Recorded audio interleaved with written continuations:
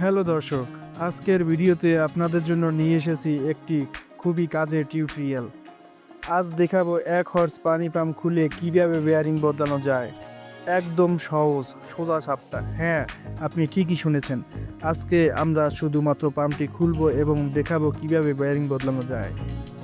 Pump খুলে bearing বদলানোর পদ্ধতি খুবই সহজ সরল, সবার জন্য উপকারী। তবে পরবর্তী ভিডিও থাকছে ফিটিং পর্ব, যেখানে জানাবো বেয়ারিংগুলো কিভাবে ঠিকভাবে বসাতে হয়। যদি আপনি আরও এরকমের মজাদার এবং শিক্ষণীয় ভিডিও দেখতে চান, তাহলে আমাদের চ্যানেলটি সাবস্ক্রাইব করুন, লাইক করুন এবং অবশ্যই ভিডিও আপনাদের বন্ধুদের সাথে শেয়ার করতে ভুলবেন না। ধন্যবাদ।